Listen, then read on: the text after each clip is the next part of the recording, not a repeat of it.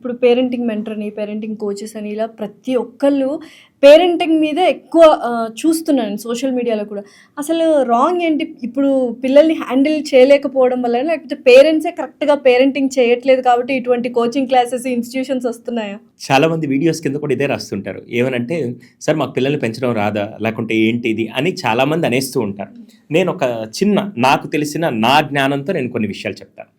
ఇంతకుముందు మీరు టీవీ చూసేటప్పుడు మీ ఇంట్లో మీరు చిన్నప్పుడు టీవీ చూసేటప్పుడు మీ టీవీలో 500 టీవీ ఛానల్స్ వచ్చేవా? లేదు. నాకు తెలిసి ఒక దూరదర్శన్లో సాయంత్రం 7:30కి ఒక చిత్రలహరి వస్తే అది చూసుకుంటూ బతికేసేవాళ్ళం మనం. అవునా? అంతకుముందు సెల్ ఫోన్లు, మొబైల్లు ఇవన్నీ ఉన్నాయా? లేవు. పబ్జీలు, ఫ్రీ ఫైర్లు ఇవన్నీ గేమ్స్ ఉన్నాయా? ఇన్స్టాగ్రాము, ఫేస్బుక్, ట్విట్టర్లు ఉన్నాయా? ఇన్ని డిస్ట్రాక్షన్కి ఉండే యాక్టివిటీస్ ఏమన్నా అప్పుడు ఉన్నాయా? లేదు. సెకండ్ది, అప్పట్లో సంతానం ఒక 4-5 ఉంటే ఫస్ట్ పెద్దోడు సెకండ్ వాడిని చూసుకుంటాడు, సెకండ్ వాడు థర్డ్ వాడిని చూసుకుంటే, థర్డ్ వాడు ఫోర్త్ వాడిని చూసుకుంటారు. పైగా ఆ రోజుల్లో సంపాదన కొద్దిగా తక్కువైనా కుటుంబంలో సర్దుకొని బ్రతికేదంతా మనకు సరిపోయింది.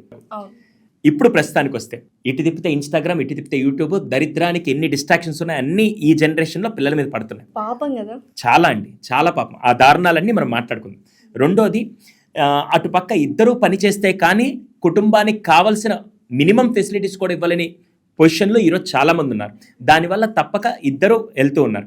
మూడోది, ఇప్పట్లో స్కూల్లో కేవలం పిల్లల్ని జాయిన్ చేసిన దగ్గర నుంచి కూడా మార్కులు వస్తున్నాయి లేదా అని చూస్తున్నాను తప్ప వాడు మార్కులతో పాటు జీవితం గురించి ఎలా ఆలోచిస్తున్నాడు, వాడికి ఏం నేర్పిస్తున్నాడు స్కూల్లో అడగడం మానేస్తున్నారు. స్కూల్లో టీచర్స్ మీద అదే ప్రెషర్తో వీడికి మంచి సబ్జెక్ట్ నేర్పించండి, మంచి మార్కులు నేర్పించండి అని చెప్తున్నారు తప్ప మీరు అప్పుడప్పుడు క్లాస్లో కొన్ని విలువలు కూడా నేర్పించమని చెప్పక ఎక్కడా కూడా నేర్పని విలువల్ని ఈరోజు పేరెంటింగ్లో ఎక్కడెక్కడ గ్యాప్స్ వస్తున్నాయో దాన్ని కనుక ఫిల్ చేయకపోతే మళ్ళీ అది సమస్యగా మా దగ్గరికి వచ్చి కౌన్సిలింగ్ దగ్గర కూర్చుంటున్నారు.